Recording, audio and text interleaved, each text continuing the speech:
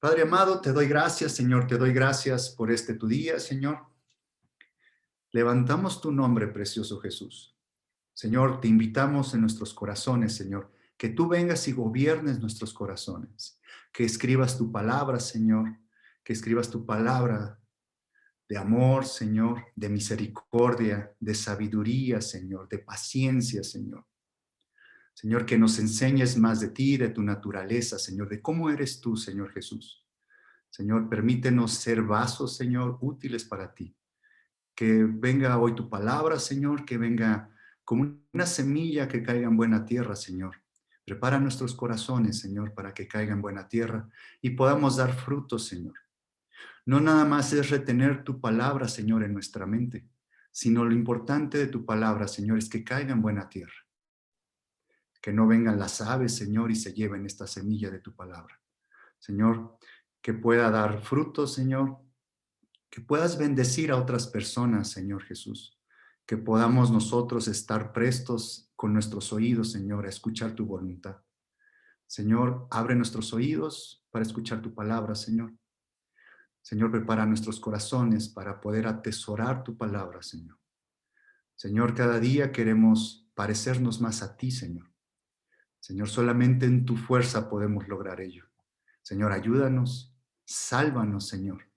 Sálvanos, Señor, de este hombre viejo que tenemos cada uno de nosotros en nuestro corazón. Ven tú, Señor, y sojuzga nuestra tierra, Señor, nuestro corazón. Ven tú, Señor, y toma más terreno, Señor, en nuestra tierra, en nuestro corazón. Señor, que tú crezcas más en nosotros, pero no para gloria de nosotros, Señor, sino para ti, para tu gloria, Señor. Que tú brilles, Señor, que se clame tu nombre, Señor, que se alabe tu nombre, Señor. No lo hacemos por nosotros, Señor, sino solamente para que las demás personas, Señor, vean que no importando la circunstancia en las que estemos, Señor, nosotros seguimos levantando tu nombre, Señor, sea de día, sea de noche, Señor, sea en la angustia, Señor, sea en la felicidad, que levantemos tu nombre, precioso Jesús. Bendecimos hoy tu palabra, Señor. Ven, precioso Espíritu Santo, y con tu fuego, Señor, consúmenos. Consúmenos, Señor, y haz arder nuestro corazón. Señor, que con tu palabra arda nuestro corazón, Señor. Que tú nos hables por medio de tu Espíritu, Señor. Padre amado, todo te lo pido en el nombre precioso de tu Hijo Jesucristo, Señor. Amén. Bueno, eh, ¿qué les parece si, como estamos hablando de la armadura, me gustaría retomar dos versículos que están en Proverbios, Proverbios 7:3 y Proverbios 3:3, en donde, pues, les comentaba yo que la parte de la armadura que está en Efesios 6:10 explica, explica que es una, que tenemos un casco, que tenemos unas sandalias, que tenemos un escudo, que tenemos una coraza, que tenemos una espada. Y yo les decía que está bien cuando iniciamos nuestra vida cristiana, cuando somos unos bebés espirituales, lo que queremos es documentarnos más sobre Jesús, saber más de Jesús y poder nosotros aplicar su palabra. Y en la parte inicial de nuestra vida cristiana, la forma de aplicar este versículo es cuando, no sé si ustedes lo hayan hecho, pero si han orado antes de salir a su día cotidiano, que dicen, Señor, cúbreme con el yelmo, cúbreme, pon tu espada, pon tu escudo en mí, pon tu calzado del evangelio, Señor, y cúbreme con tu armadura. Sí está bien, les decía, sí está bien empezar así, pero hay algo más con lo que es esta armadura. ¿Y qué me fui? Me fui al origen de qué armadura tenemos nosotros primero. ¿Se acuerdan de los delantales que les platiqué que se hicieron Adán hombre, Adán hembra? Sobre esa armadura que pusimos en contra de Dios, que el hombre por naturaleza nos escondemos de Dios y Dios siempre nos da la oportunidad del arrepentimiento. Hombre, ¿dónde estás? ¿Qué hiciste? La primera oportunidad que le da al hombre de arrepentirse dice, ¿dónde estás? Y ya que le dice, bueno, es que me escondí porque tuve miedo. Bueno, ¿qué? Le dice, es que nos vimos desnudos y nos escondimos. Entonces Dios le vuelve a dar otra oportunidad. ¿Cómo? ¿Qué hiciste? ¿Comiste del árbol de la ciencia del bien y del mal? ¿Quién te mostró eso? Le dio otra oportunidad para que se arrepintiera.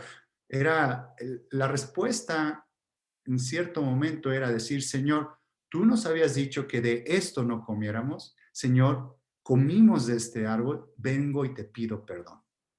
No lo hizo, sino que se vistió de unos delantales, se vistió de unas ropas, de una vestidura, y hablábamos que es un equipo, que es una armadura, un delantal, que hemos visto esta parte de ceñir los lomos.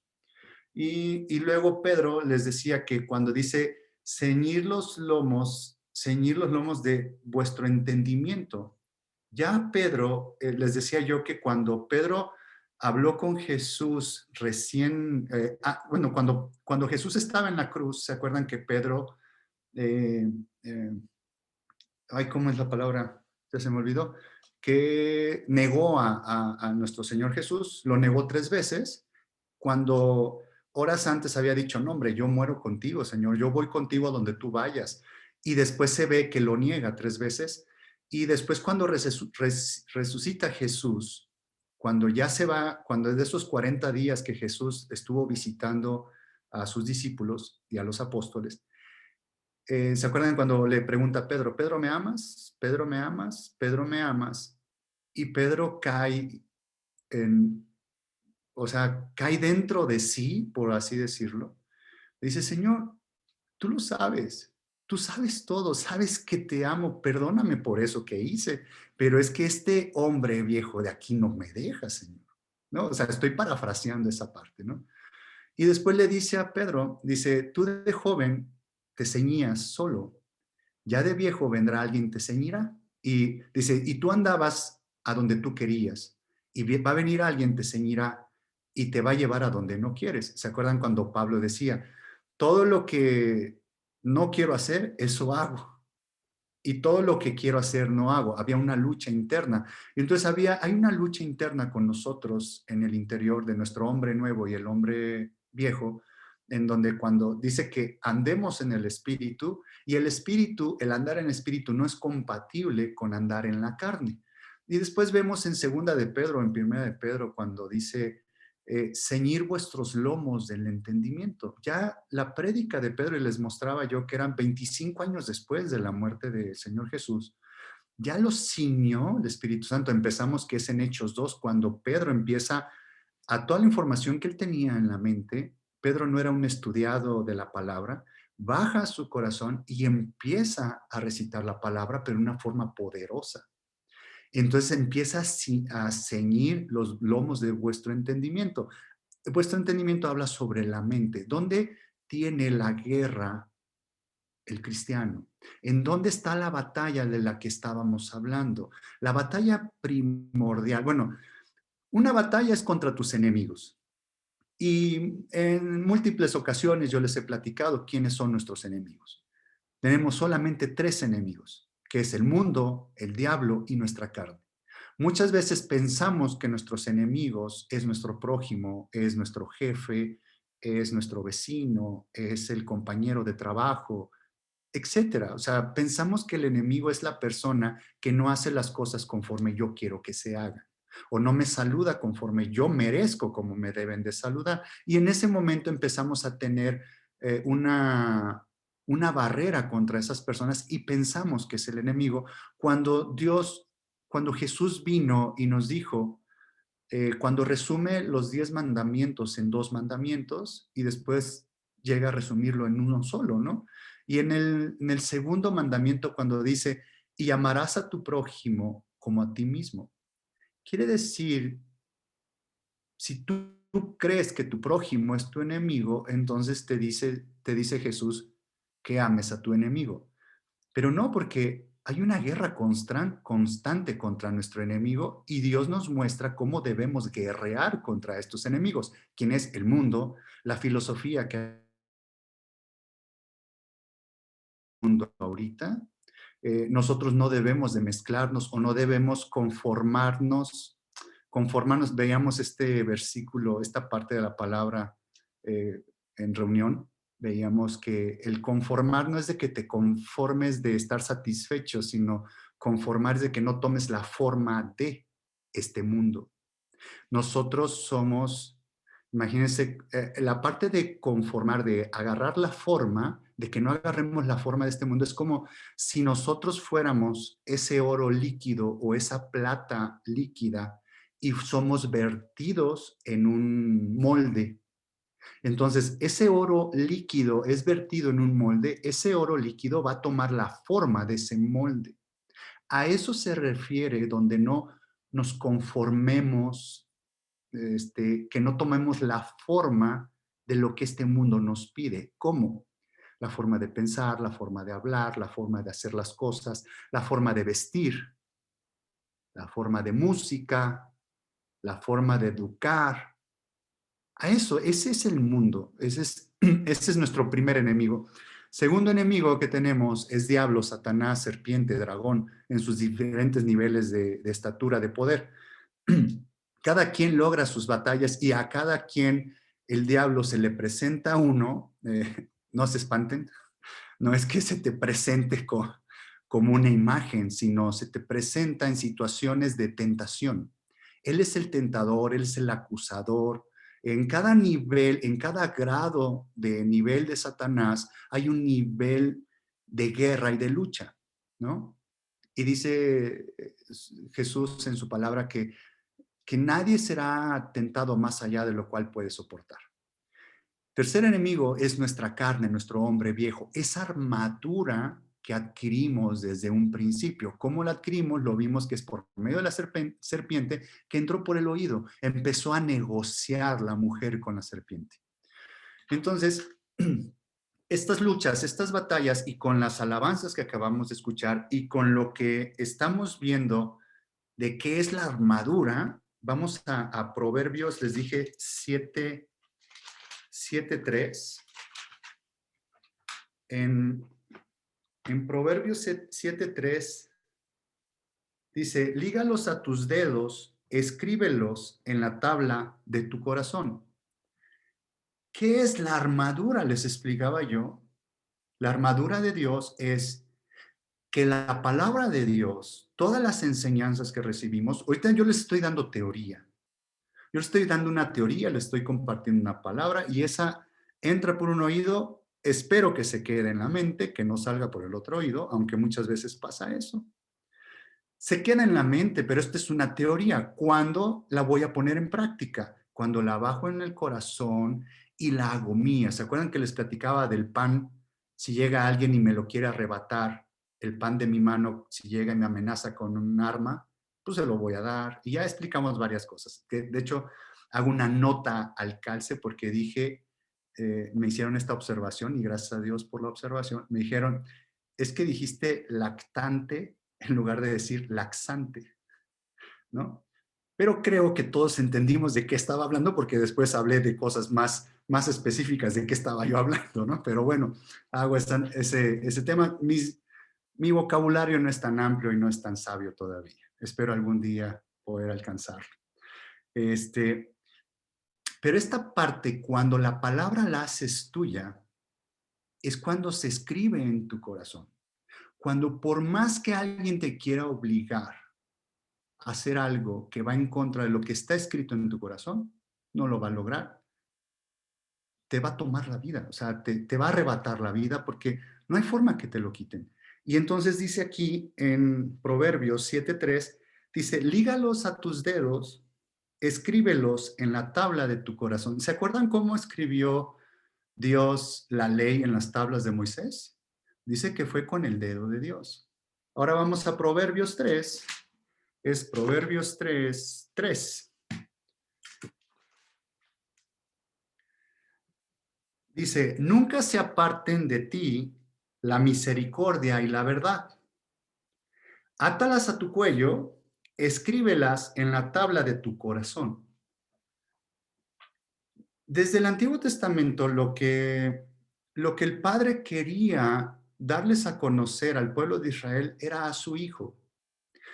¿Y cuál es la función del Hijo? Darnos a conocer al Padre. ¿Y qué es lo que quería Dios en el pueblo de Israel? Quería que su corazón fuera transformado. El pueblo de Israel vio los milagros y las maravillas de Dios, las veía a diario y se acostumbró a verlas diario, pero nunca fue transformado su corazón. Dice que tenía un corazón de piedra. Y después vienen más versículos, vienen los profetas y dicen, y el Señor te dará un corazón de carne y te quitará, te transformará ese corazón de piedra. Entonces, cuando es escribir en las tablas de nuestro corazón, es nuestro corazón de piedra. Debemos de pedirle al Señor, Señor, cámbiamelo por un corazón de carne. Señor, escribe tu ley en mi corazón. Y luego vamos a, me gustaría ir a, creo que, Salmo 143. Vamos a Salmo 143. Salmo 143, versículo 10, por favor. Dice, enséñame a hacer tu voluntad. ¿Por qué necesito que Dios me enseñe?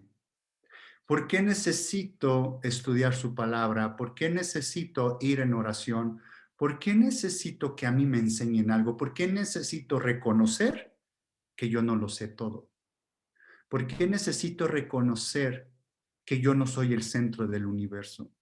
¿Por qué necesito reconocer que de mí no emana la sabiduría? Sí me explico. Es ir en humildad. Dice, enséñame a hacer tu voluntad, porque tú eres mi Dios. Tu buen espíritu me guíe a tierra de rectitud.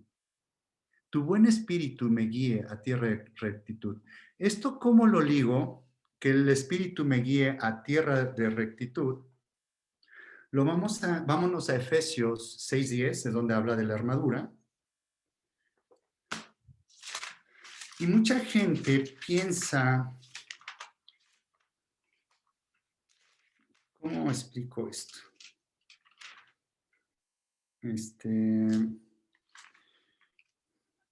Efesios 10, Efesios 6, versículo 10. Dice, que tu espíritu me guíe a camino de rectitud, enséñame a hacer tu voluntad, escribe tu ley en las tablas de mi corazón. Ese es el objetivo del cristiano. Esa es la armadura que aquí nos está hablando Pablo, que nosotros nos pongamos, que nos vistamos de este hombre de luz, de Jesús. Estas armas. Y ya vimos que armadura, veíamos que ya les di sobre la palabra beso o besar en el hebreo, quiere decir armadura, equipar con armas. Dice que es equipar al hombre con armas, tanto defensivas como ofensivas. Ahorita vamos a ver aquí, Pablo, cómo está distribuyendo estas armas o este equipo para nuestra armadura. Empiezo en el versículo 10, dice, por lo demás, hermanos míos, fortaleceos en el Señor y en el poder de su fuerza. Aquí me detuve esa vez, pero vuelvo a exaltar esta parte donde dice, fortaleceos en el Señor y en el poder de su fuerza. ¿Qué quiere decir? Que nosotros en esta batalla, que nosotros con esta armadura, el vestirnos de Jesús, no vamos a vencer con nuestras fuerzas, no vamos a vencer con lo que nosotros sabemos o con lo que nosotros creemos que somos. Uh, hay una verdad muy grande donde dice que nosotros nos creemos lo que sabemos. Nosotros nos creemos que somos lo que sabemos, pero no lo somos. Nosotros somos lo que hemos experimentado. Lo que ha bajado en el corazón. ¿A qué me refiero con esto? Tú podrás leer toda la Biblia. ¿En qué tiempo crees que puedas leer la Biblia si no paras de leerla? ¿Te gusta, no sé, 2 meses que puedas leer toda la Biblia? Entonces, en 2 meses, si lees toda la Biblia, la tienes aquí y eres de memoria fotográfica, ¿Ya eres una nueva persona? ¿Eres misericordioso? Pues no se trata de eso. Y la gente por haber leído toda la Biblia y por saberse versículos de memoria, dicen, yo voy a lograr mis objetivos. No es así. Es todo lo que está en tu mente, todas las teorías que bajaste a tu corazón y las has vivido y las has puesto en práctica y te has sacado 100 en el examen o en la prueba que Dios te ha puesto.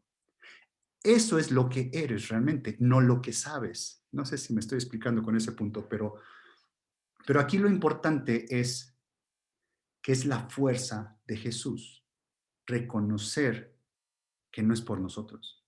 Reconocer que no es por lo que yo haga, sino es por lo que dejo que Jesús haga en mi vida. Esa es la parte más importante. Eso es lo que me va haciendo como cristiano y esa es la forma como voy poniendo esa armadura. La armadura de Dios es su palabra. La vestimenta, el vestido de Jesús. ¿Quién es Él? Él es el verbo. ¿Se acuerdan cuando les dije que Jesús le contestó a Satanás, escrito está, y que les dije yo, ¿dónde estaba escrito? ¿Por qué Jesús le contestó, escrito está? ¿Dónde estaba escrito? En las tablas del corazón de Jesús. Más adelante dice Jesús, es que Satanás no tiene parte en mí. ¿A qué es? Satanás, Jesús era totalmente puro, totalmente santo. Fueron puestos nuestros pecados en Él, fueron puestas nuestras angustias en Él, fueron puestas nuestras enfermedades en Él, pero Él nunca pecó. ¿Por qué? Porque Satanás no tenía parte en Él. ¿A qué se refiere? Que no estaba en su corazón. ¿Qué nos está diciendo Jesús? En nosotros somos criaturas y traemos un pecado original.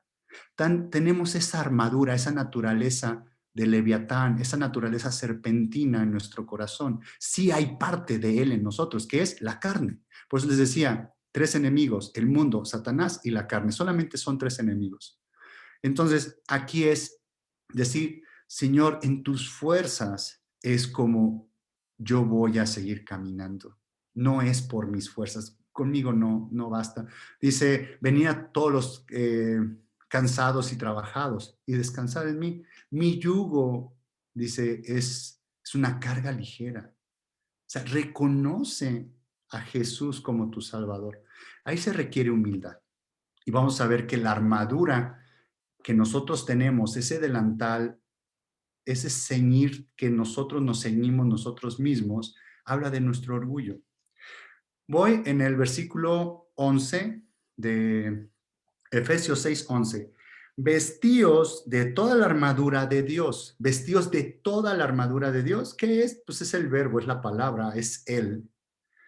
Para que puedas estar firmes contra las acechanzas del diablo. Hay unas acechanzas del diablo. Dice que él anda como león rugiente queriéndonos devorar. ¿A quién quiere devorar el diablo? Al único que ve que quiere caminar tras las huellas de Jesús. Aquel que no le interesa. ¿A qué voy con este comentario? El diablo no va contra todos los cristianos.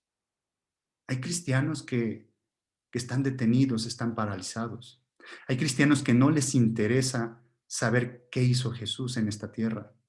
Hay cristianos que no les interesa por dónde caminó Jesús. No tienen ni la menor idea ni quieren enterarse. Entonces, ¿qué dice el diablo? ¿Para qué me desgasto con este? Ese solito tiene. ¿Contra quién va el diablo? Contra todos aquellos que queremos saber más de Jesús y queremos que Jesús transforme nuestras vidas. Sobre de esos va el diablo. Y ya tenemos al mundo y tenemos a la carne que le ayudan bastante bien, ¿no? Versículo 12. Porque no tenemos lucha contra carne y sangre, o más bien dice la palabra, dice, no tenemos lucha contra sangre y carne, sino contra principados, contra potestades, contra los gobernadores de las tinieblas de este siglo, contra huestes espirituales de maldad en las regiones celestes. Por tanto, tomad toda la armadura de Dios para que podáis resistir en el día malo. ¿Qué nos está garantizando Dios? que hay una armadura, que hay herramientas. ¿Para qué? Para resistir el día malo. ¿Qué nos está garantizando Dios? Que tanto tú como yo vamos a tener un día malo, ¿no? Después vamos a explicar lo que es el día malo conforme a la palabra de Dios. ¿Qué considera Dios que es el día malo? Y después vamos a profundizar en esa parte del día malo. Pero tenemos garantizado el día malo, todos nosotros. Tanto gente que no tiene a Jesús en su corazón como nosotros vamos a tener un día malo en esta tierra, en este mundo.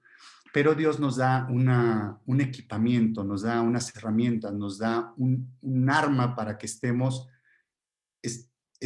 protegidos contra esas acechanzas del diablo, contra ese día malo. Y aquí nos empieza a explicar Pablo en el capítulo 14 dice, estad pues firmes, ceñidos vuestros lomos con la verdad, y vestidos con la coraza de justicia, y calzados los pies en el apresto del evangelio de la paz, sobre todo tomad el escudo de la fe, con que podáis apagar todos los dardos de fuego del maligno. Y tomad el yelmo de la salvación y la espada del Espíritu, que es la palabra de Dios. Y luego en el versículo, ahí todo mundo, ahí se detiene con la armadura de Dios. En el versículo 17, piensan que ahí termina la armadura de Dios. Pero checa en el versículo 18, es parte de la armadura. Dice, orando en todo tiempo, con toda oración y súplica en el Espíritu, y velando con ello con toda perseverancia y súplica por todos los santos. Ahí termina la armadura. Y agrega Pablo, dice, y también saben qué, oren por mí, ¿no? Dice, en el 19 dice, y por mí, también oren por mí. ¿Quién era Pablo como para decir, oren por mí? Por favor. ¿Cómo Pablo necesitaba oración? Pues él sabe de qué estaba hablando. Sabe lo que hay dentro de nosotros. En el 19 dice, y por mí, a fin de que al abrir mi boca me sea dada palabra para dar a conocer con de nuevo el misterio del Evangelio. Recuerden que Pedro decía en segunda de Pedro, creo es 3 o 4, capítulo 4, por ahí es donde dice, y lo que le fue dado a Pedro, o sea, como diciendo, no conoció al Señor Jesús, perdón, lo que le fue dado a Pablo. Dice, Pablo no conoció al Señor Jesús, pero lo que le fue dado a él fue algo tan especial, dice Pedro, que ni yo a veces entiendo lo que él está diciendo. Después les doy esa cita. ¿Qué está reconociendo Pedro? Toda la unción que se le dio a Pablo. Y si podemos revisar en el camino de los dos, creo que el que sufrió un poco más, creo que fue Pablo, porque fue la encomienda que le dio Jesús desde el principio, cuando fueron y le quitaron las escamas de que estaban ciegos. ¿Se acuerdan de esas escamas? Ahorita ya vimos lo de las escamas de Leviatán, creo que vamos a revisar otra vez esa parte. Y le dice, es que le he dado que él padezca por mi nombre. Obviamente todos padecemos por el nombre de Jesús y si se fijan en la iglesia primitiva era un privilegio padecer por el nombre de Jesús. El que fueran azotados ellos sentían un privilegio, el que fueran encarcelados sentían que era un privilegio. Y ahora nosotros, como me incluyo en la generación de cristal, no queremos que nos ofendan, no queremos que ni tantito nos hagan sentir un poco mal. No queremos ni padecer por nuestro nombre, mucho menos por el nombre de Jesús. Estamos en una generación de cristal, estamos en una generación donde no queremos padecer, donde no queremos sentirnos agobiados. Más bien queremos sentir toda la gloria y el poder del Espíritu Santo y estar sanando gente y estar predicando y estar bendiciendo a personas y no sé, imponer manos, que hablen en lenguas, o sea, los poderes. Aquí yo les paso un tip sobre este tema. ¿Qué dice la palabra de Dios? Hay personas que, ahorita lo vamos a ver con los hermanos de David, vamos a ver que dice, hay personas que tienen dones del Espíritu Santo. Hay dones de profecía, dones de sabiduría, dones de sanidad, Hay muchos dones. Pero, ¿qué dice la palabra de Dios?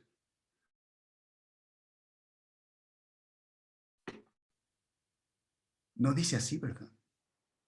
Por sus dones los conocerás. No dice eso. Por sus frutos los conocerás.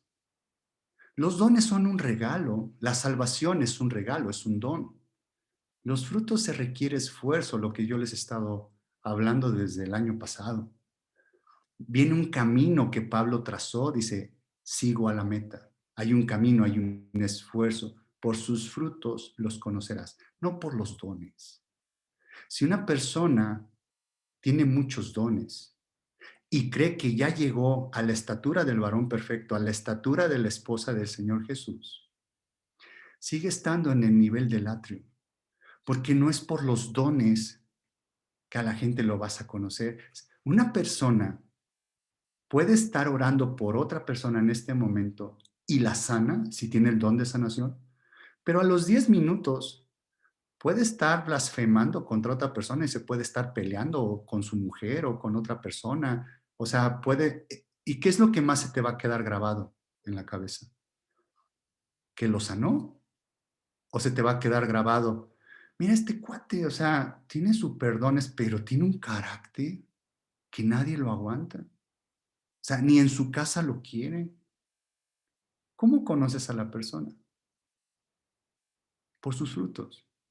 Los dones no son para nosotros, es un regalo, pero los frutos es un esfuerzo de nosotros, ir a los pies de Jesús y pedirle perdón y pedirle que cambie este corazón, que cambie este hombre viejo por el hombre nuevo.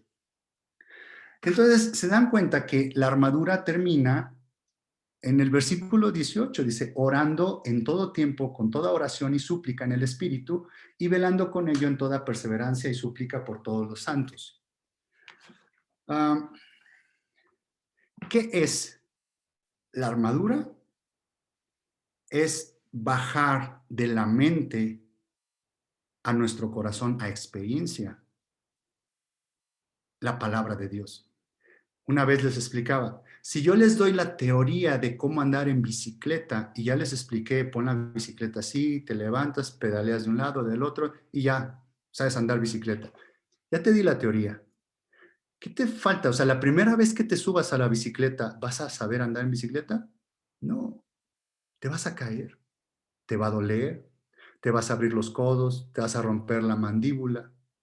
Van a pasar varias cosas hasta que después aprendas a andar en bicicleta. ¿Qué necesitas? La experiencia. ¿Qué necesitas? La práctica. Oye, es que yo no sé orar. Bueno, si no lo practicas, pues yo tampoco voy a saber orar. ¿Cómo voy a saber orar si no asigno ni 1 minuto, 2 minutos para eso? Es que enséñame a orar. Pues es platicar con Dios, es abrirle tu corazón, decirle la verdad cómo te sientes, que baje esa palabra en tu corazón. La armadura de Dios hay defensiva y ofensiva.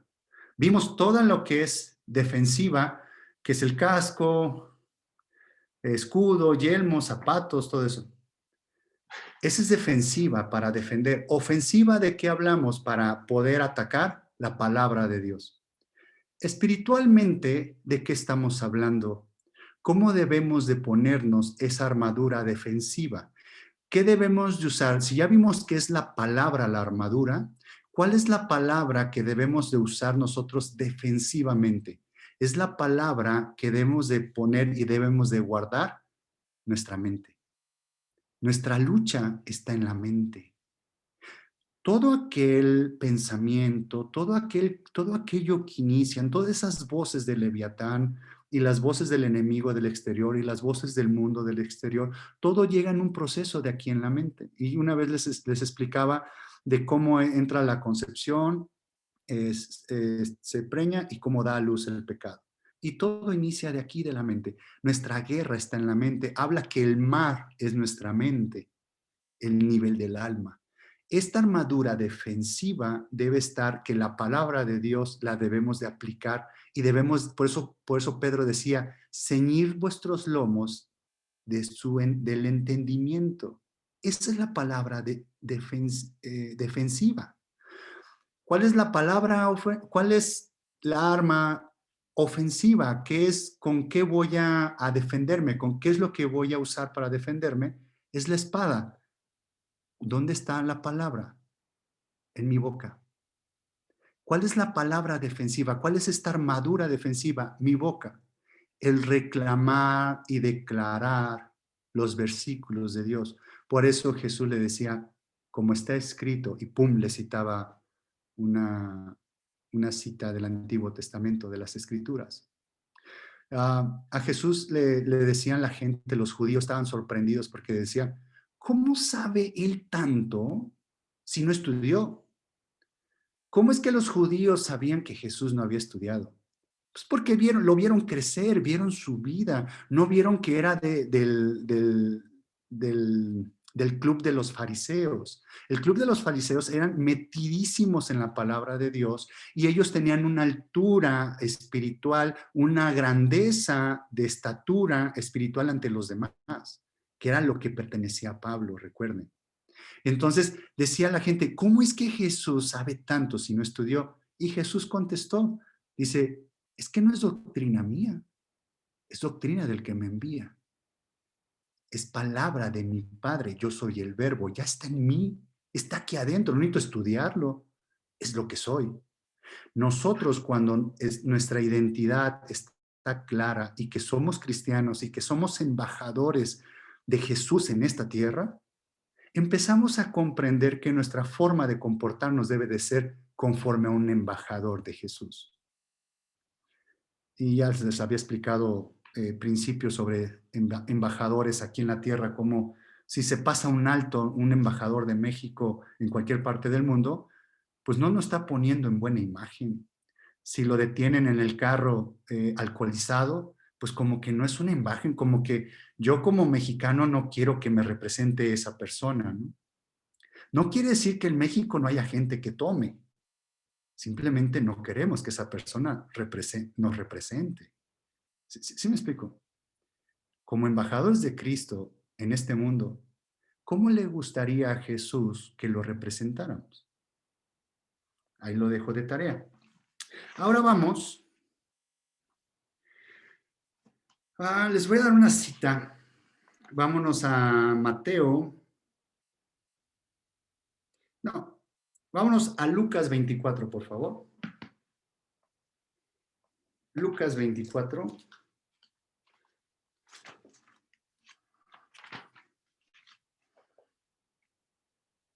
Del 13 al 32. Y es cuando dos personas van en camino a Emaús. Todo el pasaje está del 13 al 32, pero voy a leerlo como salteado porque esta parte ya se la saben muchos de ustedes. En el 15 voy a empezar a leer. Lucas 24:15. Sucedió que mientras hablaban y discutían entre sí, Jesús mismo se acercó y caminaba con ellos. Recuerden que esta parte era el domingo de resurrección y estos discípulos se regresaban a Emaús porque dijeron, ya murió aquel que era nuestro maestro, ya murió aquel que iba a libertar a Israel o a los judíos, a Jerusalén, lo iba a sacar del yugo. Creo que nos mintió, creo que fue un profeta más. Iban tristes, iban desalentados, iban como diciendo, si ya se murió el pastor, pues las ovejas se van a esparcir, ¿no? Y dice que aquí, mientras ellos iban discutiendo de estos temas, Jesús mismo se les acercó y caminaba con ellos. ¿Qué quiere decir? Que cuando uno está desilusionado, cuando uno cree que Jesús ya no está con nosotros, ¿qué creen? Jesús va caminando a nuestro lado. En el versículo 16, mas los ojos de ellos estaban velados para que no le conociesen. Era Jesús, era su maestro, iba caminando al lado de ellos y no se dieron cuenta en sus ojos naturales, no se dieron cuenta que era Jesús. Esta parte yo no la puedo entender y a la vez lo he vivido, que en ciertas circunstancias que he estado en angustia, no he visto a Jesús a mi lado, pero sé, al terminar esa prueba, sé que siempre estuvo a mi lado. Es algo que ya bajó en mi corazón, que si yo alabo a Jesús, no es por lo que ven mis ojos, sino es por lo que ya Él escribió en mi corazón. Aunque no lo sienta a Jesús en la angustia que está a mi lado, yo sé que está a mi lado porque arde en mi corazón de que Él está conmigo. Sigo leyendo. Y en el versículo 17, y les dijo, ¿qué pláticas son estas que tenéis entre vosotros mientras camináis? ¿Y por qué estás triste? ¿Por qué están tristes? ¿Se dan cuenta cómo iban tristes? Respondiendo uno de ellos, que se llamaba Cleofas, le dijo, ¿eres tú el único forastero en Jerusalén que no has sabido las cosas que en ella han acontecido? Como diciendo, o sea, no tienes ni idea de lo que estás hablando, tú eres un forastero, no tienes ni idea de lo que tú y yo, de lo que mi amigo y yo estamos hablando, ni de la tristeza que yo tengo. Tú no entiendes de esto. Es como cuando a Jesús le decimos, Señor, es que tú no sabes qué es lo que yo siento por dentro cuando esta persona me hizo tal cosa. Ah, ¿no? ¿Tú crees que Jesús no lo sabe? ¿Tú crees que Jesús no entiende esas cosas? Entonces, Él les dijo, Jesús todavía humildemente les dijo, ¿qué cosas? ¿De qué están hablando? ¿Qué pasó? A ver, cuéntame, ¿qué pasó? Dime, porque yo no sé nada. Vean la humildad de Jesús. Y ellos le dijeron, de Jesús Nazareno, que fue varón profeta, poderoso en obra y en palabra delante de Dios y de todo el pueblo. Y como le entregaron los principados. Y ahí empieza a explicar, tal, tal, tal, tal, tal. Dice, en el versículo 25, entonces Él les dijo, aquí habla Jesús, oh insensatos y tardos de corazón.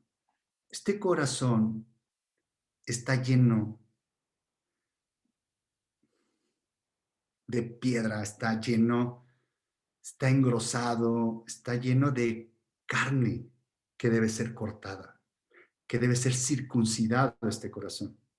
Dice, tardos de corazón para creer todo lo que los profetas han dicho. Y ahí empieza a abrir la escritura Jesús. Y no era necesario que el Cristo padeciera estas cosas y entrara en su gloria. ¿Que no escuchaste todo lo que dijeron los profetas, que el Cristo era necesario que todo esto viviera para que entrara en la gloria del Padre? ¿Que no, que no lo leíste? Sí, la teoría la tenían aquí arriba, pero nunca la bajaron en su corazón sus discípulos. No le está hablando al mundo, no le está hablando a los romanos, no le está hablando a los griegos, le está hablando a sus discípulos que estuvieron con él 3 años y medio. Esta prédica de hoy no es para la gente del mundo, es para nosotros. ¿Qué se trata de esta armadura? Y ahí empieza, siguen caminando y me voy a ir al 30. Y aconteció que estando sentado con ellos a la mesa, tomó el pan y lo bendijo, lo partió y les dio. Entonces les fueron abiertos los ojos y le reconocieron. Mas él se desapareció de su vida. Y aquí en el 32 chequen lo que dice.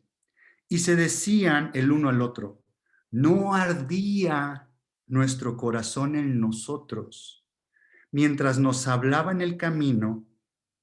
Él que era la voz, la boca, la palabra.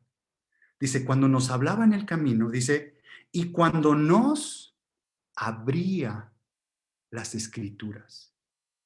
¿Cuándo ardió su corazón cuando le estaba hablando? ¿Qué quiere decir? Aquí en la palabra de Dios resumió en el 26, dice, no era necesario que el Cristo padeciese estas cosas. ¿Qué quiere decir? Que todo el camino que iban ellos trazando, al parecer creo que de Jerusalén a Emaús, creo que son casi 200 kilómetros, 160 y tantos kilómetros, creo algo así. O sea, te lleva un día caminando para llegar de un día a otro, de un lado a otro, perdón. ¿Qué iba Jesús hablándoles? Les abrió la palabra, les dijo lo que habían dicho los profetas, les abrió las escrituras. Se han de haber sorprendido como diciendo, este forastero que no tiene ni idea de nada, ¿cómo es que sabe la palabra? este cuate donde estudió, lo que yo creo que se han de haber pensado ellos. Pero dice, no ardía nuestro corazón, no reconocían que era Jesús, sus ojos naturales no vieron a Jesús, pero su corazón, ¿qué fue? Ardía su corazón. ¿Qué es esto? Que la palabra, cuando Dios nos abre la palabra, cuando Dios nos abre la escritura, es nuestra armadura.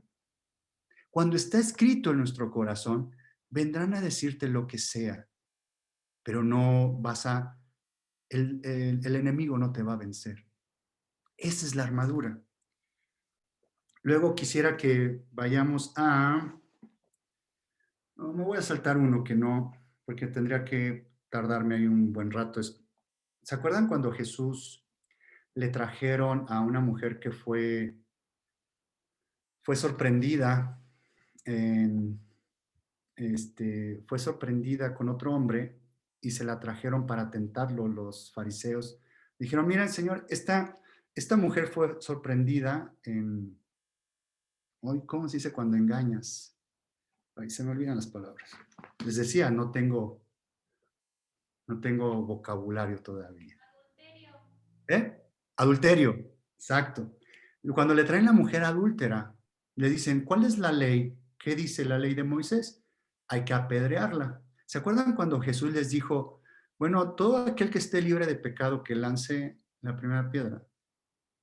Y dice que de ahí se fueron uno a uno y nadie lanzó la primera piedra. ¿Quién estaba libre de pecado ahí de todos ellos? ¿Quién era el único que estaba libre de pecado? ¿Quién era el único que sí podía lanzar esa piedra? Era Jesús. ¿Qué hizo Jesús? La perdonó. Pero recuerdan, ¿qué estaba haciendo Jesús? ¿Qué estaba haciendo Jesús cuando les dijo eso? Abre el micrófono, Jorge. ¿Qué estaba haciendo Jesús? ¿Estaba qué? Estaba escribiendo en la tierra con el dedo, dice. Pero si buscas en toda la palabra de Dios, no dice qué estaba escribiendo. Nadie sabe qué estaba escribiendo. ¿Se acuerdan cuando, lo voy a pegar de esta manera? ¿Se acuerdan cuando Jesús le pregunta, ¿qué dice la gente que soy? Ah, pues eres profeta, eres tal, tal, tal.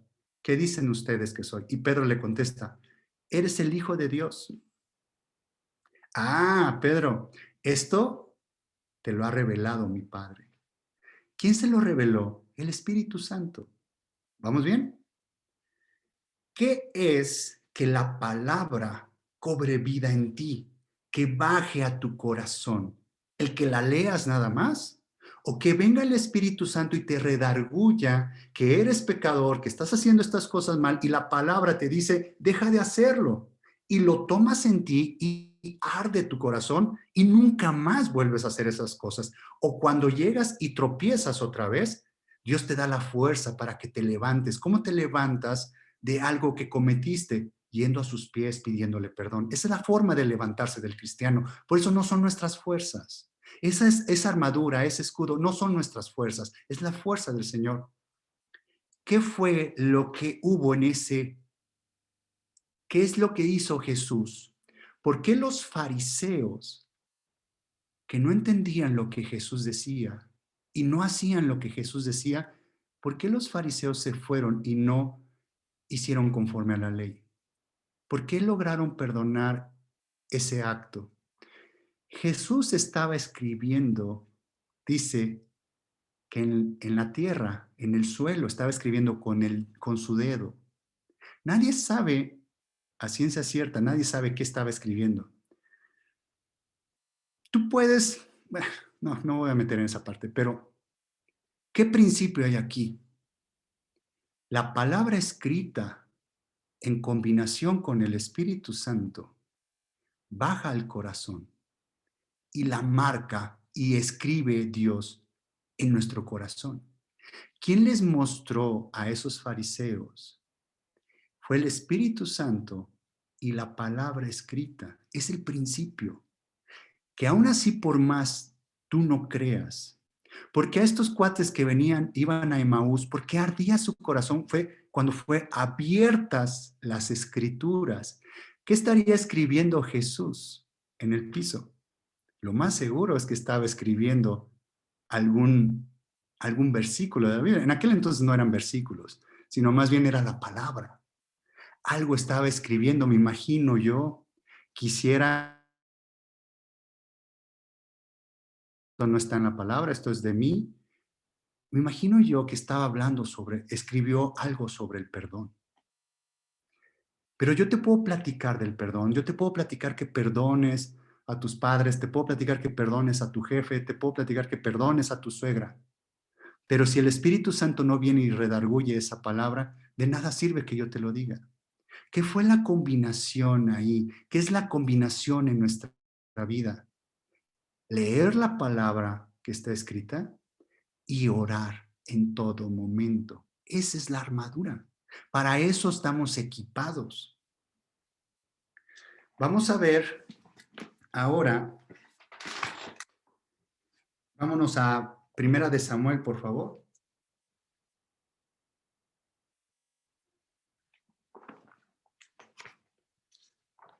Primera de Samuel.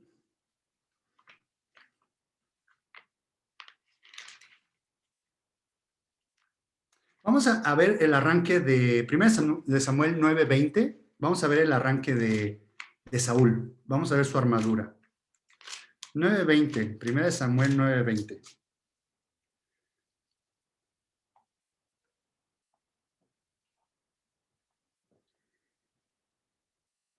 Mm, 9:20 dice, ¿se acuerdan de esta historia donde al padre de Saúl se le perdieron unas asnas y mandó a su hijo Saúl a buscarlas? Iba buscándolas y después uno de sus siervos le dijo, oye, estamos cerca del profeta, ¿por qué no vamos y preguntamos al profeta? Porque este asunto de las asnas no creo que haya sido casualidad, algo debe haber un objetivo con esto. Van a ver a Samuel y a Samuel Dios ya le había dicho que iba a mandar a Saúl y que lo iba a ungir para rey de Israel, ¿no? Y en el 20 dice, aquí está hablando Samuel, y de las asnas que se te perdieron hace ya 3 días, tenía 3 días buscándolas. Pierde cuidado de ellas porque se han hallado, o sea, ya las encontró la gente de tu papá, ya las encontró, no te preocupes por ello. Dice, más, ¿para quién es todo lo que hay de codiciable en Israel, sino para ti y para toda la casa de tu padre? Aquí le está diciendo Samuel, ¿qué te preocupas por unas asnas? No tienes ni idea de lo que viene en tu vida ahora, de todo lo que vas a tener. O sea, vas a ser el rey de Israel. O sea, vas a tener todo el poder, vas a tener toda la tierra, vas a tener no nada más asnas, vas a tener caballos, carros, vas a tener muchas cosas. ¿Qué te preocupas por unas asnas? Es lo que le está diciendo aquí Samuel. Perdón, sí, Samuel. Luego Saúl respondió y dijo, vean cómo responde Saúl. ¿No soy yo hijo de Benjamín? Saúl venía de la tribu de Benjamín, de la más pequeña de las tribus de Israel. La tribu de Benjamín era la más pequeña. ¿Se acuerdan qué quiere decir Pablo? La palabra Pablo quiere decir pequeño. Es lo que quiere decir Pablo. Es pequeño. ¿Y saben a qué tribu pertenecía Pablo? Pertenecía a la tribu de Benjamín. Es pequeño. ¿Cómo debe de ser nuestros inicios? Dice, no soy yo hijo de Benjamín, de la más pequeña de las tribus de Israel, y mi familia no es la más pequeña de todas las familias de la tribu de Benjamín todavía. ¿Por qué pues me has dicho cosa semejante? Pertenezco a la tribu de Benjamín, que es la más pequeña de las 12 tribus, la más insignificante. Y entre Benjamín, mi familia, mi padre y yo pertenecemos a la más pequeña, a la más pobre, a la más insignificante. ¿Por qué me dices esto que yo voy a ser un rey? Saúl empezó bien. ¿Cómo debe de empezar nuestro camino con Dios? Reconociendo que somos pequeños. Aquí empezó bien, ¿no? Pero más adelante vemos que vamos al Primera de Samuel 15:17. ¿Cómo cambió totalmente el panorama a Saúl? Saúl se volvió loco, literal la palabra es loco. Igual generó alguna controversia, pero literalmente se volvió loco Saúl. Y tengo donde, creo que está en un salmo, cómo es que la palabra nos vuelve locos. En el 1 Samuel 15:17, vean lo que le está diciendo Samuel a Saúl. Y dijo Samuel, aunque tú eras pequeño en tus propios ojos, no has sido hecho jefe de las tribus de Israel y Jehová te ha ungido por rey sobre Israel. O sea, aquí Saúl ya cometió varias cosas malas. Saúl no esperó a Samuel para hacer un holocausto. Se le dijo, te vamos a dar que vas a vencer contra esta tierra, contra este pueblo, pero todo lo que haya ahí lo vas a destruir. Al rey lo vas a destruir, a los niños, a las mujeres, a los animales, a todo vas a destruir y todas las riquezas, no vas a tomar nada, todo lo vas a destruir. Habla sobre una contienda con nuestra carne, que no podemos dejar libre nosotros, ¿no? Cuando dices ceñimos nuestros lomos de nuestro entendimiento, es que cuando viene un mal pensamiento, no debemos darle rienda suelta a ese mal pensamiento, debemos de restringirlo, ponerle un límite. Eso es ceñir nuestros lomos de entendimiento. Aquí nuestra carne no debemos darle rienda suelta. Esa es la parte defensiva de la armadura. Entonces, aquí Saúl le había perdonado la vida al rey y tenían todos los tesoros y todos los mejores animales de esta ciudad, los habían guardado. Le dijo Samuel, oye, ¿qué no tenías que vencer todo eso? O sea, ¿qué es lo que estaba pasando con Saúl? No era obediente. No llevó no llevó al, al pie de la letra la voluntad de Dios, no le hizo caso. ¿Qué es lo que Saúl puso ante sí? Cuando él se había visto pequeño, aquí le está diciendo Samuel, aunque eras pequeño en tus propios ojos, ¿qué quiere decir? Aquí en el hebreo habla que cuando dice, tú te viste pequeño ante tus propios ojos, tú viste tu condición, te hizo rey de Israel y caes en esto. O sea, ya te crees tú el superior, ya te crees tú que tú solo vas a hacer las cosas y no, porque en aquel entonces nadie podía hacer un holocausto más que el sacerdote. Samuel era el sacerdote, le dijo, espérame, y no lo esperó. Y Saúl hizo la función de sacerdote. ¿Qué dijo? Ah, yo soy el rey, yo soy el dueño de todo esto. Claro que yo tengo la facultad de hacer sacrificio. ¿En qué se movió él? En su orgullo. Todo este éxito lo mareó, lo enloqueció y dijo, esto soy yo. Vamos, ¿cómo era su armadura? Es 1 Samuel 17, 17:38. ¿Se acuerdan cuando David iba a vencer a Goliat? Le dio chance Saúl para que venciera a Goliat y en el versículo 17:38 dice, y Saúl vistió a David con sus ropas y puso sobre su cabeza un casco de bronce y le armó de coraza. Y ciñó David su espada sobre sus vestidos y probó a andar porque nunca había hecho la prueba. Y dijo David a Saúl, vean lo que contestó David, yo no puedo andar con esto porque nunca lo practiqué. Y David echó de sí aquellas cosas. ¿Qué hizo Saúl? Le dio su armadura. Acuérdense que Saúl ya era grande, de por sí era alto y era grande. Y David cuando vence a Goliat más o menos tendría como unos 16, 17 años, era chico. Entonces imagínense esa armadura que les sobraba, le quedaban las mangas largas, la espada, yo creo que apenas la podía levantar, el casco, yo creo que le tapaba hasta los ojos, no sé, eso me estoy imaginando. Se da a andar David y no puede, o sea, no puede andar. ¿Qué dice David? Yo no puedo andar con esto porque nunca lo practiqué. ¿Cuál era la armadura de Saúl? Su propio orgullo.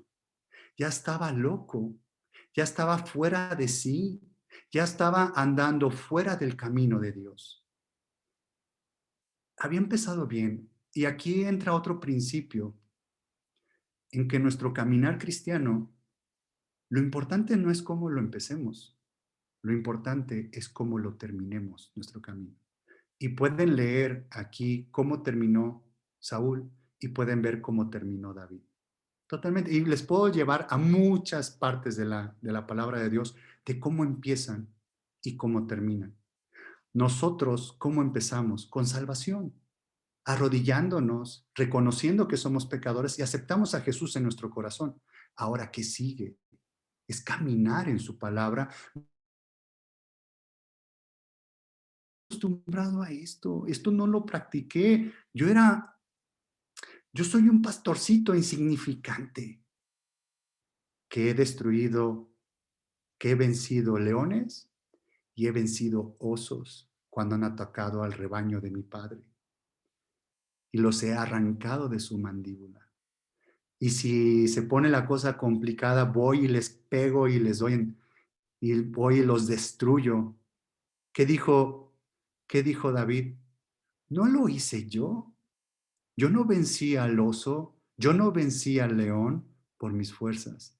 Era un muchacho, 16, 17 años. Pero más bien cuando pasó esto con el oso y el león, ¿qué tendría? 14, 15 años.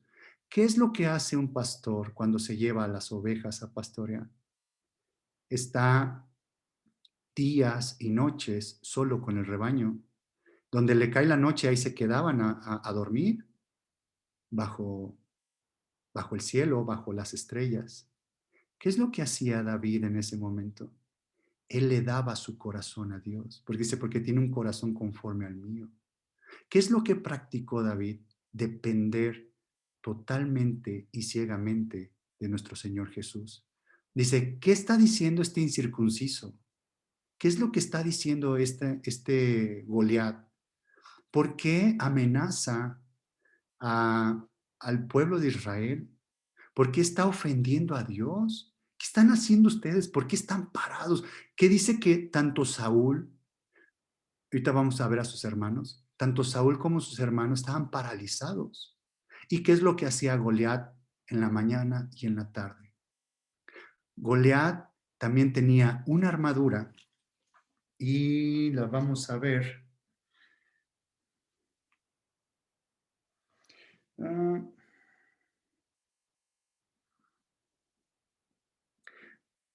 en el versículo 45, 17:45, dice, entonces dijo David al filisteo, tú vienes a mí con espada y lanza y jabalina, mas yo vengo a ti en el nombre de Jehová de los ejércitos, el Dios de todos los escuadrones de Israel, a quien tú has provocado. Jehová te entregará hoy en mi mano y yo te venceré y te cortaré la cabeza y daré hoy los cuerpos de los filisteos a las aves del cielo y a las bestias de la tierra, y toda la tierra sabrá que hay Dios en Israel. Y más antes se dice cómo era la armadura de Goliat. Goliat medía alrededor de 3 metros de altura, era una persona fornida. Le da un antecedente Saúl a David en el versículo 33, nos regresamos ahí mismo. Dijo Saúl a David, no podrás tú ir contra aquel filisteo para pelear con él, porque tú eres muchacho y él un hombre de guerra desde su juventud. ¿Quién era Goliat? Había nacido para la guerra, ya era un gigante, pertenecía a la familia de los gigantes. Recuerden que en la tierra prometida en Canaán quedaron 10 gigantes y había 31 reinos por conquistar, 31 reyes. Entonces, de parte de esos 10 gigantes, Goliat era uno de ellos. Venía de la familia de Gad, de donde venían los gigantes. Y él era preparado para la guerra y dice que traía un escudero para cargarle su armadura. ¿Dónde estaba la armadura de Goliat? ¿Cuál era su armadura? En que él confiaba en su altura y en su poder. Él confiaba en su orgullo. Recuerden qué quiere decir Goliat, quiere decir desnudar. ¿Qué es lo que venía a hacer Goliat esos 40 días en la mañana y en la tarde? Venía a desnudar al pueblo de Israel, mostrándoles sus deficiencias. Los llenaba de temor, los amenazaba y ellos, aunque traían unas armaduras físicas, no era suficiente y traían herramientas y armas y caballos y lo que tú quieras. No era suficiente para poder combatir contra ese gigante. David, ¿con qué fue a combatir al gigante? Él no estaba acostumbrado con el orgullo. Él estaba acostumbrado a confiar 100% en Dios. La palabra de Dios, él ya la había bajado en su corazón. Dice, él tiene un corazón conforme al mío. Le dice a Samuel cuando va a ungirlo a David, cuando le presentan al primer hermano, al segundo hermano, al tercer hermano, Samuel sabía, dice, a este le voy a poner este va a ser el rey de Israel. Y le dice Dios, no te fijes, Dios no se fija en lo que los hombres ven a la vista. Dios ve el corazón. Si Dios ve nuestro corazón en que queremos que lo transforme, en que queremos que lo quite de piedra, que lo haga carne y que escriba su ley en nuestro corazón. Eso es la diferencia, esa es nuestra armadura. Vean la armadura que tenían sus hermanos en Primera de Samuel 16. Primera de Samuel 16.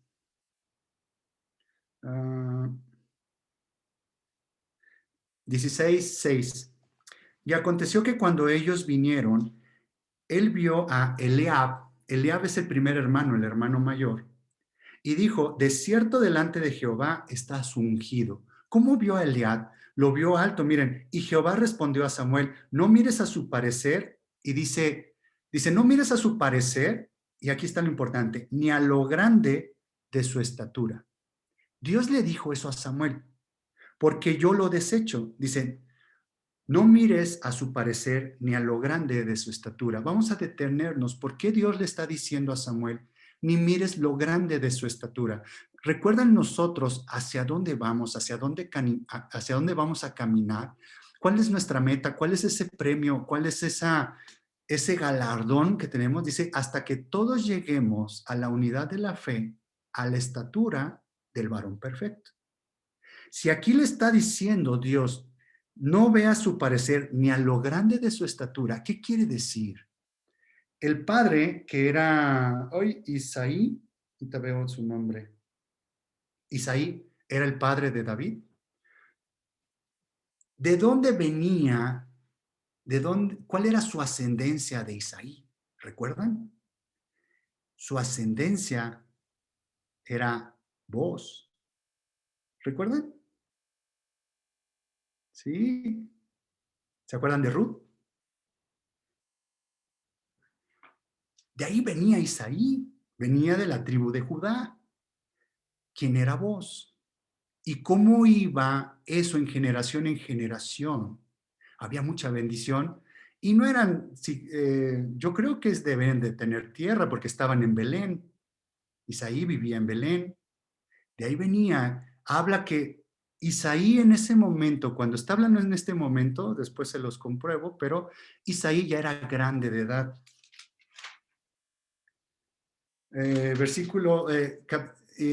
Primera de Samuel 17, versículo 12, por favor. Vean el papá de David. Dice, y David era hijo de aquel hombre, efrateo de Belén de Judá, cuyo nombre era Isaí, el cual tenía 8 hijos, y en el tiempo de Saúl, este hombre era viejo y de gran edad entre los hombres. ¿Qué edad tendría Isaí en ese momento? Vamos a sacar esta referencia. Si Dios le había dado al hombre ya como un límite de vida 120 años, y si dice que él era viejo y gran edad entre los hombres, él rebasaba los 100 años de edad. Y si David cuando fue ungido tenía entre 12 y 13 años, o sea, ¿a qué edad lo tuvo? ¿Les gustaría que lo tuvo como a los 100 años de edad? ¿Qué edad tenían sus hermanos de David?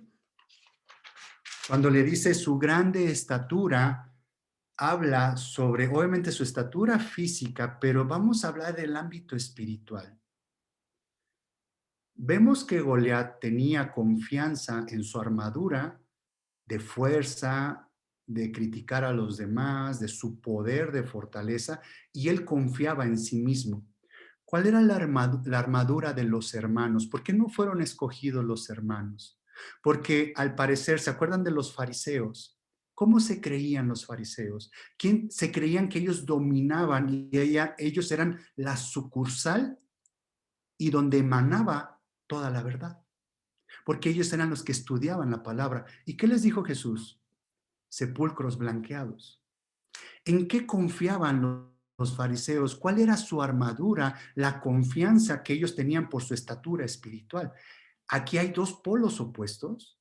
Una en la malicia, en lo malo, en la parte de Goliat, de cómo su confianza. Y aquí con los hermanos de David, ellos venían de una descendencia, o venían de una ascendencia más bien. Su ascendencia era hacia vos. ¿Quién fue vos? De ahí viene toda la línea de nuestro Señor Jesucristo. De ahí salió David. Pero el hermano de seguro estaba en una altura espiritual importante. Al parecer el hermano aquí debería de tener menos de 60 años. El primer hermano que aparece aquí, que es Eliab. ¿Por qué? Porque estaba en la guerra, ¿se acuerdan? Contra Goliat.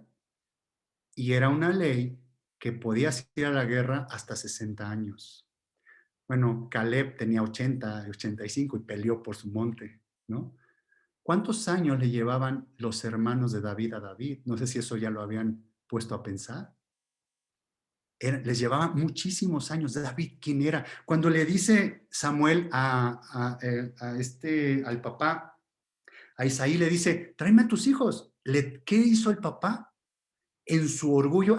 Bueno, les digo, son dos vertientes, tanto Goliat como Eliab. Eliab en su estatura espiritual, en seguir las enseñanzas, el servir al rey, en estar parte de los soldados del rey, como diciendo, yo rey, tú me necesitas para que tú puedas vencer en la batalla, yo voy adelante. ¿Se acuerdan cómo fue criticado David cuando llegó a la batalla? ¿Qué haces tú aquí? Tú vete de aquí, tú no sirves para nada. Entonces, él tenía un orgullo espiritual y Goliat tenía un orgullo carnal. Si sacamos el común denominador, ¿cuál es el problema de esa armadura? Nuestro orgullo. El orgullo es el problema de todas las cosas. Es ese delantal en nosotros, es ese orgullo donde no dejamos entrar a Dios, donde no dejamos entrar el viento del Espíritu Santo. ¿Se acuerdan cuando les hablé del Leviatán en Job 41? Que dice que sus escamas estaban tan traslapadas y selladas que no entraba el aire o el viento. El Espíritu Santo no entra a redarguir. ¿Qué dice el papá de David? Aquí están mis tres hijos. Su orgullo era también su nivel, como diciendo, esto es lo que Dios necesita. Este va a ser el ungido. Dijo, no, le presenta a 7 hijos y le dice Samuel, oye, ¿no tienes otro hijo? Sí, queda un muchachito, el pastorcito, el que tenemos ahí pues de nuestro siervo, el que está cuidando las ovejas, ese pastorcito, pero no, tráelo para acá, no nos vamos a sentar a la mesa hasta que no lo traigas. Mandan traer a David. ¿Cuál es la enseñanza aquí? David siempre vivió y siempre se mantuvo viéndose el pequeño ante los ojos de Dios.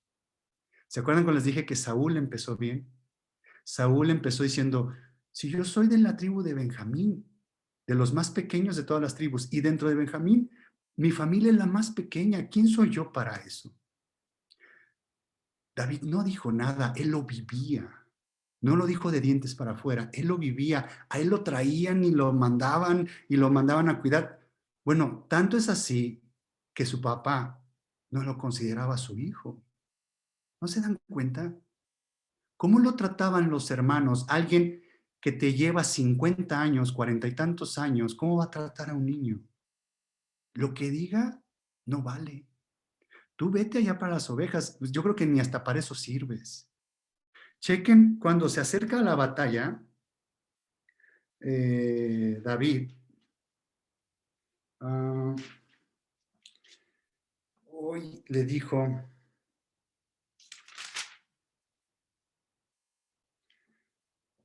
¿Se acuerdan cuando David se acerca a la batalla y dice, ¿qué está pasando con este incircunciso que está ofendiendo a los ejércitos de Jehová? Y le dicen, el que venciere a él, dice,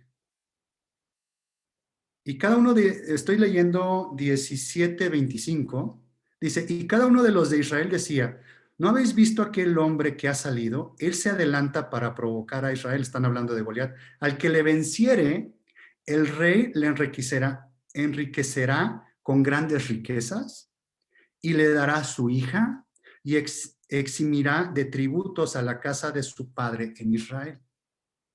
Y vuelve a preguntar David y le confirman 3 veces esto. Después dice, estoy en el 28, y oyéndole hablar Eliab, su hermano mayor, con aquellos hombres, Eliab lo vio que estaba preguntando, que estaba viendo, y entonces se encendió en ira contra David y dijo, o sea, el hermano de Eliab se encendió en ira contra David, o sea, como diciendo, otra vez este niño aquí, y le dijo, ¿para qué has descendido acá? ¿Y a quién has dejado aquellas pocas ovejas en el desierto? Como diciendo, no se te olvide que tú eres un vil pastorcito de ovejas. ¿Tú qué haces aquí con los hombres? ¿Qué haces aquí con los guerreros? ¿Qué haces aquí con la gente importante? ¿Qué haces aquí con la gente que sí sabe de las cosas de Dios? ¿Tú quién eres? ¿No? Dice, yo conozco tu soberbia y la malicia de tu corazón. Esto no lo tenía David. Dicen, el león cree que todos son de su condición, ¿no? Que para ver la batalla has venido, como diciendo, vienes de morboso, ¿no? Y David respondió, vean lo que contestó David, ¿qué he hecho yo ahora? Habían detenido en esa parte como diciendo, ¿a qué estaba acostumbrado David con sus hermanos? Que siempre era acusado de cosas que él no había hecho.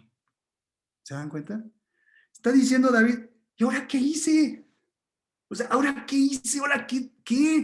¿Sí me explico? Y dice, ¿qué he hecho yo ahora? Y dice otra pregunta, ¿no es esto mero hablar? Aquí esta palabra de no es esto mero hablar, lo checan en la King James en inglés, dice, ¿qué en todo esto no hay una causa? ¿No hay algo aquí que está mostrando Dios que para algo sirve todo esto? ¿Que no es esto? No, esto no es casualidad. Esto Dios lo está mandando. Detrás de todo esto hay una causa. Él no se fijó en otra vez en el menosprecio de los hermanos con él. Él ya estaba acostumbrado a la humillación y él estaba confiando 100% en la palabra de Dios. Él siempre, para vencer ese león, para vencer ese oso, ¿en quien confió? Dice, no fueron mis fuerzas, fue en el nombre de Jehová de los ejércitos que yo vencí a ese león y a ese oso. Así voy a vencer a este incircunciso. Él ya había bajado todo lo que tenía en su mente, había bajado en su corazón porque ya lo había vivido. ¿De qué le sirvió las armaduras a Saúl, a los hermanos, a Goliat? ¿De qué le sirvieron? De nada. David, ¿qué armadura traía? Traía una armadura de verdad. Traía que iba en el nombre de Jehová de los ejércitos, en el nombre del Señor Jesucristo. Esa es la confianza que tenía David.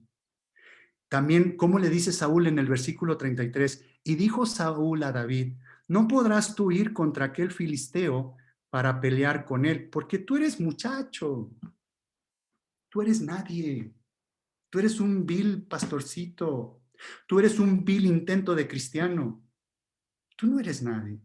¿A qué estaba acostumbrado David? A estas ofensas. ¿Cómo fue la niñez de David? Él fue en humildad con Dios, siempre se mantuvo más pequeño, siempre dijo, Señor, yo voy a confiar en tu palabra, yo voy a confiar en lo que tú me has prometido. Tú dices, tú me ungiste como el rey de Israel. ¿Se dan cuenta una de las condiciones? Nosotros vamos de regreso a la casa del Padre, nosotros vamos de regreso a la casa del rey. ¿Están de acuerdo? Vean, bueno, esto no se los he platicado, pero lo dejo así como una nota. Todas estas naciones que tenía que destruir el pueblo de Israel para conquistar esta tierra de Canaán, en lo espiritual, en nuestra actualidad, habla esos 10 gigantes y esos 31 reinos habla de nuestra carne. Habla de nuestra condición con nuestro hombre viejo. Nuestras luchas están en nuestra mente, donde Jesús viene a pisar la tierra y a gobernar y a sojuzgar la tierra, viene a sojuzgar nuestra carne, nuestro hombre viejo. Los filisteos habla de la carne, los cananeos habla de la carne, los jebeseos, los amorreos, todos esos tienen un sentido de nuestras peculiaridades que tenemos en nuestro pequeño corazoncito carnal. Esos 10 gigantes están en nuestro corazón, en nuestros, póngale sinónimo de la carne, esos enemigos. Y vean lo que dijo, lo que le contestaron a David aquí en el 25, versículo 25. Y cada uno de los de Israel decía, ¿no habéis visto aquel hombre que ha salido? Estaba hablando de Goliat. Él se adelanta para provocar a Israel. Dice, al que le venciere, el rey le enriquecerá con grandes riquezas y le dará a su hija y eximirá de tributos a la casa de su padre. ¿Qué es lo que le haber hecho sentido a David? ¿Cuál es la forma de poder llegar a la casa del rey? Si yo venzo a este filisteo, si yo venzo mi carne, el rey me dará a su hija, seré su yerno y entonces entraré a la casa del rey. ¿Cuál es nuestra forma, nuestra invitación ahorita? ¿Cómo debe ser nuestra armadura para que entremos a la casa del rey? Vencer nuestra carne, vencer esos filisteos que hay adentro, vencer esos Goliaths que hay dentro de nosotros. Pero para poder vencer esa batalla, debemos estar vestidos con la armadura de la humildad. La palabra viva en nuestros corazones. Esa es la armadura. Para poder llegar hay que vencer a la carne. Para llegar a la casa del rey, para estar en sus aposentos, para estar al lado de su trono, estar en su trono, hay que vencer, hay que conquistar toda esta tierra de Canaán, todo nuestro hombre viejo, pero no es en nuestras fuerzas, solamente en la fuerza de Jesús. Creo que pude abarcar todas. No les platiqué del papá, pero se podrán dar cuenta que el papá era mayor, era de los ancianos del pueblo y me imagino que todo el mundo recurría a él para pedir consejos y lo que es una función de anciano, cuál era su armadura, también el orgullo. Ese es el problema que nosotros tenemos. Dentro de nuestro corazón hay que ir venciendo a todas esas ciudades, todos esos reinos, todos esos gigantes, pero hay un trono especial en nuestro corazón que se le llama el trono del orgullo, el hombre necio. Está en un trono especial, acorazado y amurallado. El principio de Jericó, de cómo caen los muros, este hombre necio dentro de nuestro corazón está en un trono y está acorazado con muchos muros. Y hay que ir venciendo esos muros. Poco a poco vamos a ir platicando esa parte. Pero para llegar ahí hay que vestirnos de la armadura de Dios. Hay que vestirnos de Jesús.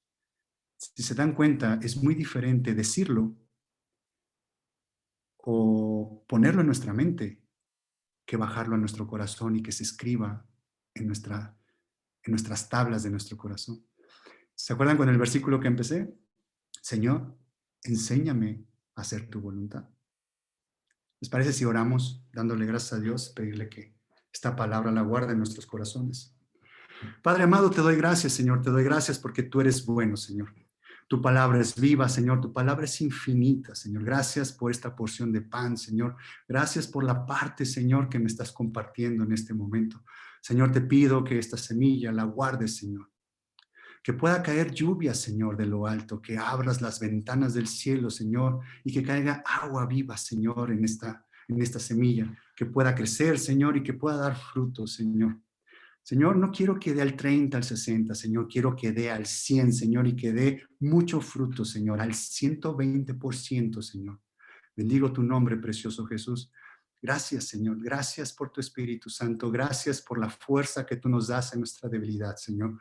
Reconocemos, Señor, reconocemos que somos débiles y somos pequeños, Señor. Ven tú y fortalécenos, Señor, en nuestra debilidad. Ayúdanos, Señor, a conquistar esta tierra de nuestro corazón, Señor. Te damos toda libertad a ti, Jesús, que tú vengas y gobiernes en nuestra tierra, gobiernes en nuestras vidas, Señor, gobiernes en nuestra casa, en nuestros negocios, Señor, con nuestra familia, Señor, con nuestros amigos. Tú gobierna en nuestra vida, Señor, en todos los ámbitos, Señor, aunque nos duela, Señor, tu corrección. Te pedimos, Señor, que tú vengas y nos orientes, que tú nos enseñes, Señor, cómo hacer tu voluntad. Bendecimos tu nombre, Señor, en esta tarde y bendice, Señor, esta semana que inicia, Señor. Señor, invítanos a recorrer contigo, Señor, ese camino a la cruz. Señor, permite meditar tu palabra, Señor, en esta semana de cómo es que tú te diste voluntariamente, Señor, en la cruz para salvación de nosotros, Señor. Enséñanos, Jesús, enséñanos. Queremos seguirte por donde tú quieras que vayas, Señor. Danos fuerza, Señor. Tú levántanos, Señor, y llévanos de tu mano. Te doy gracias, Señor. Bendecimos tu nombre y bendice a tu pueblo, Señor. Bendice a tu iglesia, la promesa, Señor. Cada uno de los hogares, Señor. A los jefes y jefas de familia, Señor. Pon tu sangre, Señor, en cada hogar. Pon un ángel, Señor, alrededor y que acampe al lado de nosotros, Señor. Danos fuerza, Señor. Haznos ver tu voluntad, Señor, y que nuestros oídos puedan escuchar tu voz. Gracias, gracias, Jesús. Gracias, Señor. Padre amado, todo te lo pido en el nombre precioso de tu Hijo Jesucristo, Señor. Amén.